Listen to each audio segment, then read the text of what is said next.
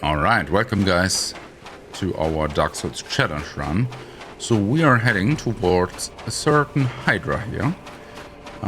So there are two Hydras in this game. One we have already defeated, and this one I think it might drop a dragon scale.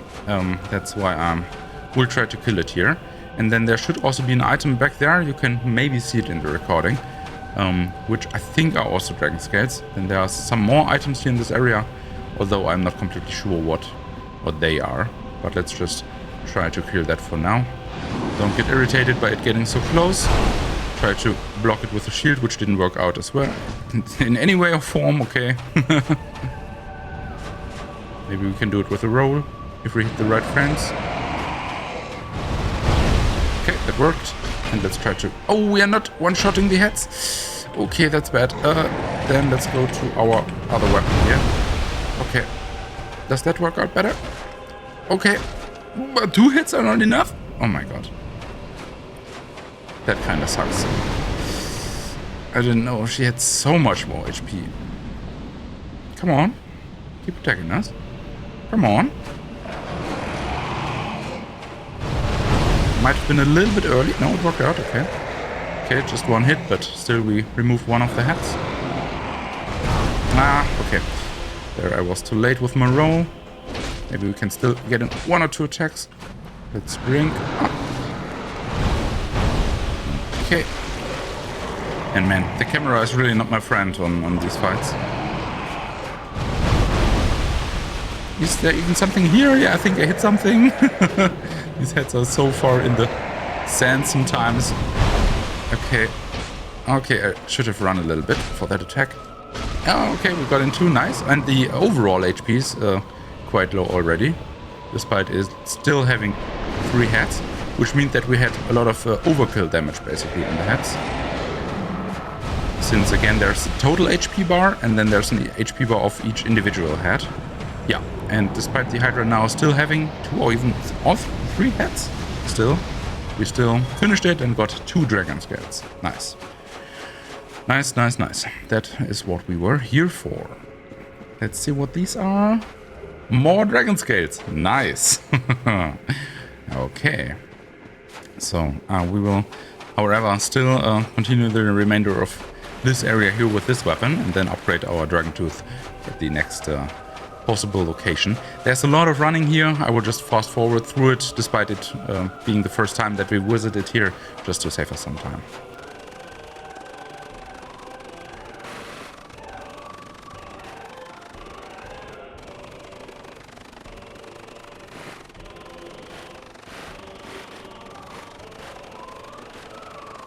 And then what we are able to see right now is one of the everlasting dragons. With his winged close together, but I think they will unfold. Yep, just like that.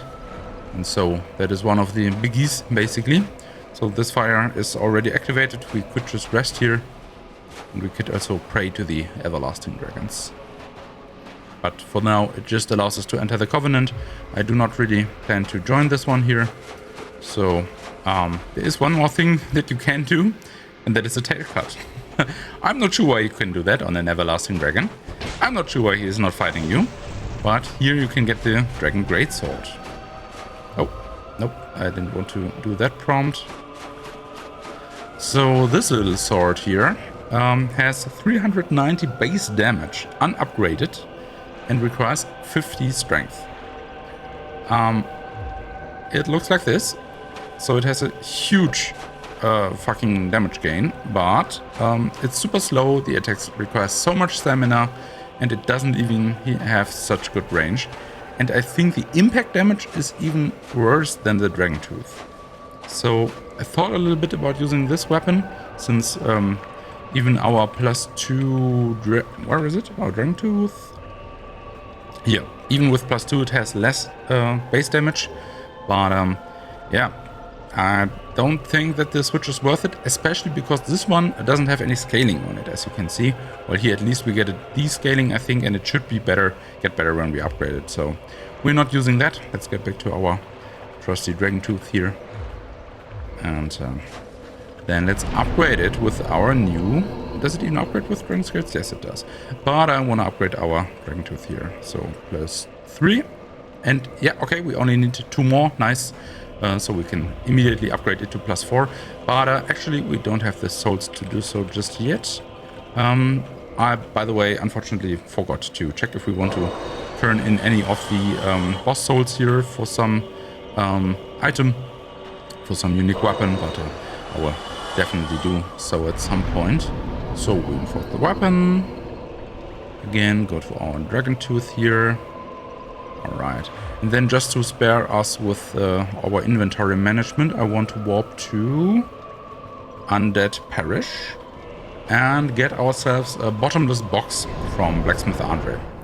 Maybe we did even collect some ember, I'm not quite sure. Maybe he asked us again, let's just see. But the bottomless box is just basically a storage container in every bonfire, so that we can move away some of the weapons that we don't want to use anyways and stuff like that. Well, hello again. You seem to be doing all right. Yeah, we kinda are. We died a little bit, but overall, I think we're doing fine and are currently not close to losing the run here. Armorsmith box, repair box. I mean, yeah, sure, we can buy them as well. But I wanted the bottomless box. So does the Undead Merchant maybe has that one? That could be the case. Okay, so let's get the repair box here as well, because why not? By the way, we don't need that Crest of Artorias. It will... Do you remember the shiny door at the one hidden bonfire in the garden area? Kind of hard to recognize if you don't know the game. But the Crest of Artorias will open that door, and then you can get a faster access to the Sith boss fight, since he was also in the garden area, as you might remember. Yeah, so let's actually start from Firelink Shrine and work our way to the Undead Merchant to get the bottomless box from there. I will just fast forward through that, since the enemies are so low there.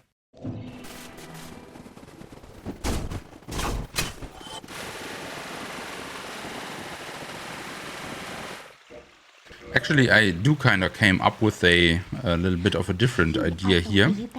So I looked up the transposable items, and I don't think that we want to use any of them.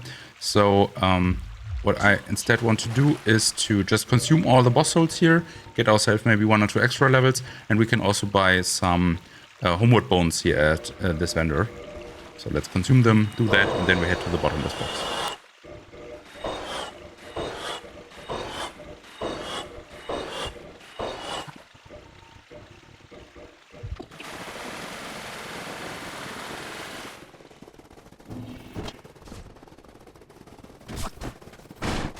So here we are at the merchant. However, there might be enemies following us.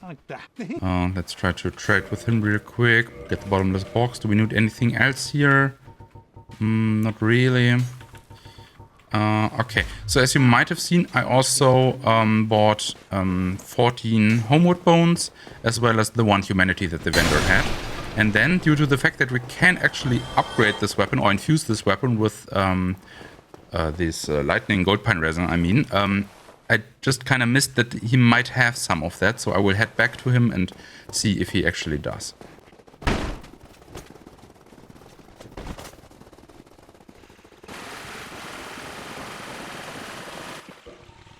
Okay, so he doesn't have the lightning pine resin or gold pine resin on hand, but charcoal pine resin, I mean, we can use some of them as well.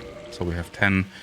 Rotten pine resin, I don't think we ever need that, because even if we can apply poison to the enemy, it's just hitting so slowly that it's not really interesting. Then I'm just getting some prism, or 1 at least prism stone here, since we could have done some trade with the prism stone, or let's get 2, whatever. And then purging stone, if we ever should get cursed. By the way, here you can buy these purging stones. Let's take 1, sure, why not? We have the souls easily. And then I think I know where 1 vendor might be right now to sell us some more gold pine resin. So I will just check that position as well.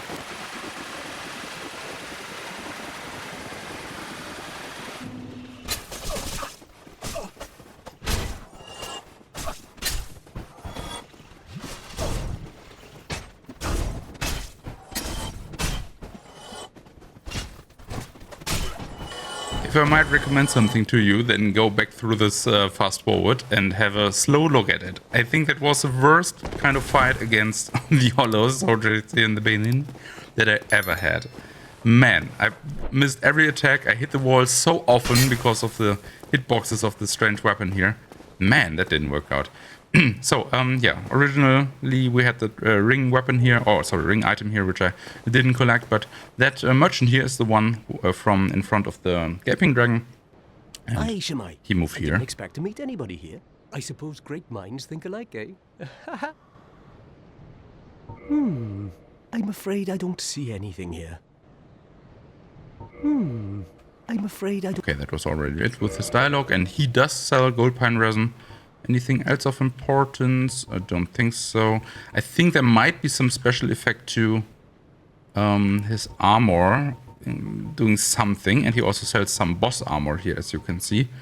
Yeah, but I'm not too interested in that at the moment here, unless I find out that it has some special effects. For now, let's just really go with a lot of gold pine resin. Ah, damn, only 3? I can only buy 3? I thought he might have more than that. Thank you.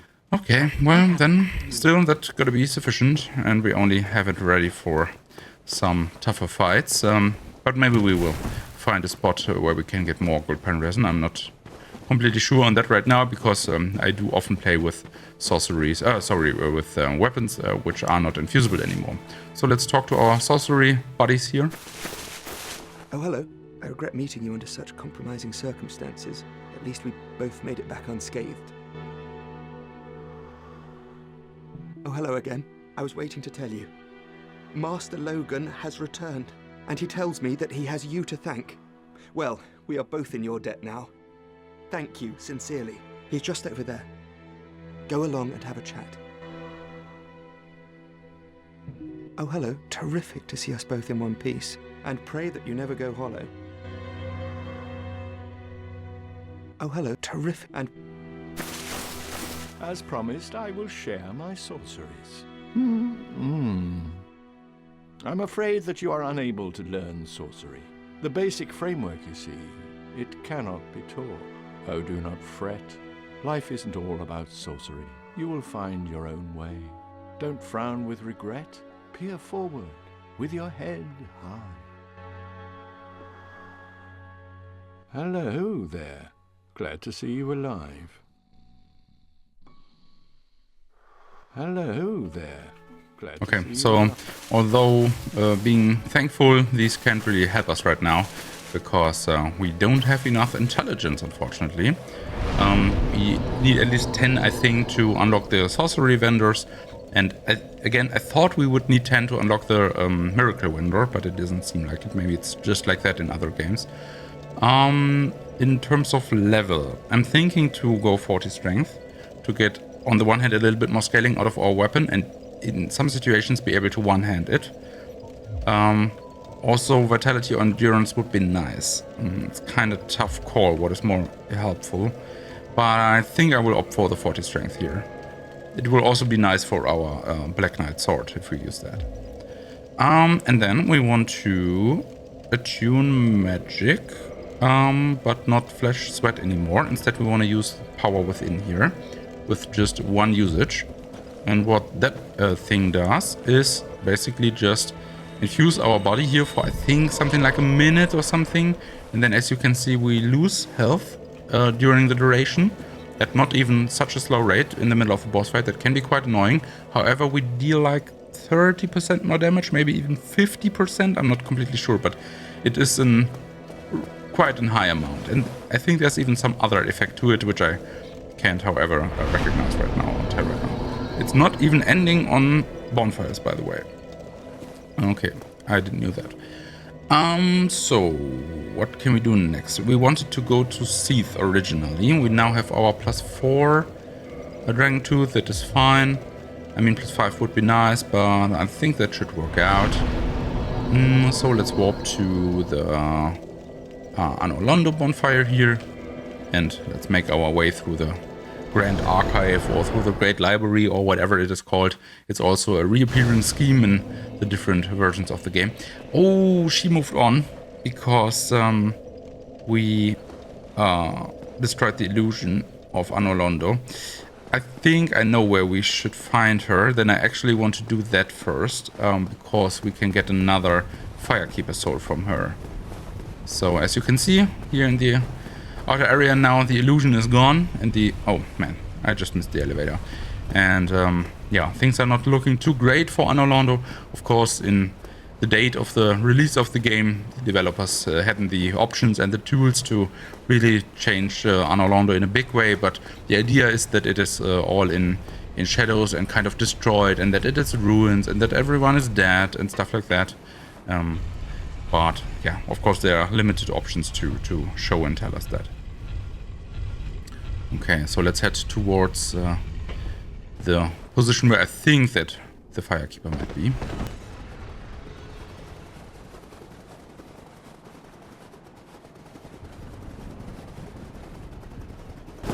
So it was you, was it? How dare you produce a blade upon a set? Oh yep, there she is. Kinda didn't see her there. I'm playing at daytime here with lights on me, so it's kinda tough to figure things out here on the monitor. Okay. Oh, alright. As you can see, lock-on ranges are reduced as well in darkness. That's why the... okay, she parried us. Alright, let's not die against her. Usually I'm fighting her in a way... okay, never mind. Where I have full control over the fight at her bonfire. Master Gwendolyn. But this time we do it like this, and we get the Firekeeper soul from that.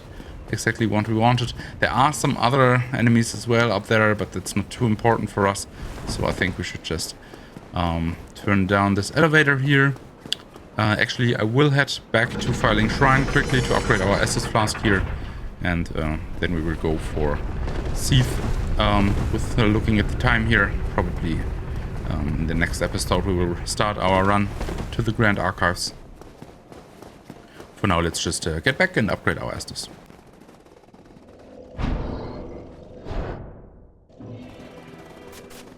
So here we should be able to do that. Yep, okay, now we got plus 5 Estus, and again, as part of the challenges, I just want to remember or tell you again, we would usually do Pinwheel now, or have done him even quite a bit earlier. Get the Rite of Kindling and upgrade this bonfire here to 20 Estus Flasks. So whenever I get the Lord Vessel, I like to do that, so that we have a hub bonfire with 20 Estus Flasks plus 5 at this point. That would be quite nice, but I opted to only go with at max 10 Estus Flasks here, so we won't be doing that and instead go to Seath there. So thank you very much for watching. Feel free to like, subscribe, ring the bell for social media, blah blah blah, all the way, you know the drill, and then I will see you in the next one. Goodbye.